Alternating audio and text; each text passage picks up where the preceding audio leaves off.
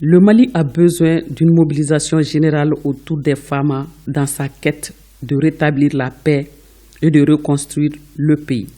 Pour mettre fin à cette insécurité, la nation a plus que jamais besoin d'une union sacrée.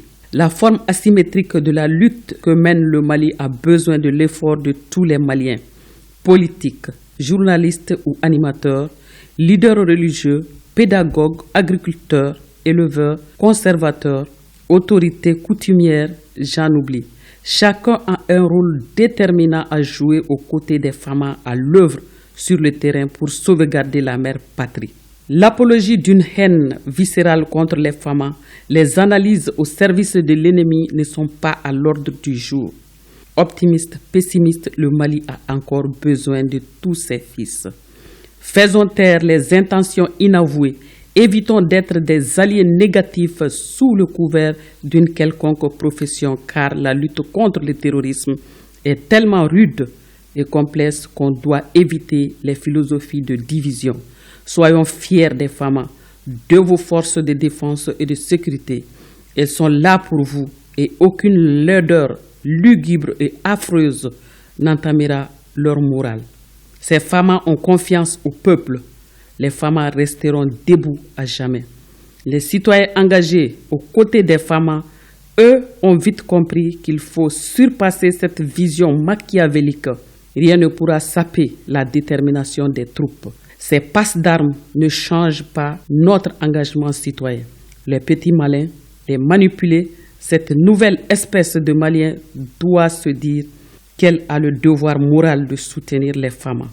Le Mali a plus que jamais besoin de ses fils et filles qui cherchent l'intérêt national. Le progrès dans la lutte contre ce terrorisme est bien visible sur le territoire. Seulement, la guerre asymétrique a ses hauts et ses bas. Elle demande le sacrifice de tout un chacun, la vigilance de chaque Malien ou Malienne. Il faut être vigilant pour informer les forces de défense et de sécurité. Il faut être prompt à serrer les coudes pour éviter que ceux qui n'ont pas encore compris ce combat ne déchirent pas le tissu social. Que des critiques stériles, non constructives, soient enfin abandonnées pour faire place à l'amour de son pays, le bien des citoyens. Que ce vampirisme idéologique s'arrête parce que personne ne fera le Mali à notre place. Hiroshima et Nagasaki n'ont pas été construits par des critiques insensées, mais par l'union de tous les Japonais. Le Mali a besoin d'une telle solidarité afin que les femmes prennent leur envol avec plus d'assurance. Faisons de notre Mali un pays d'amour. Sémons l'amour et non la haine. Les mélancoliques, les affamés de douleur, ressaisissez-vous et revenez à la raison pour comprendre que ceux qui ont pris les rênes du pouvoir ne sont pas des vacanciers. Ils sont venus pour construire ce pays qui est notre bien commun.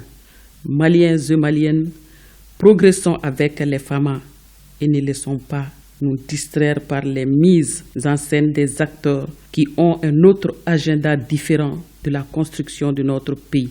Peuple du Mali, restez alerte. Alerte aux spécialistes de l'écho des racontars publics.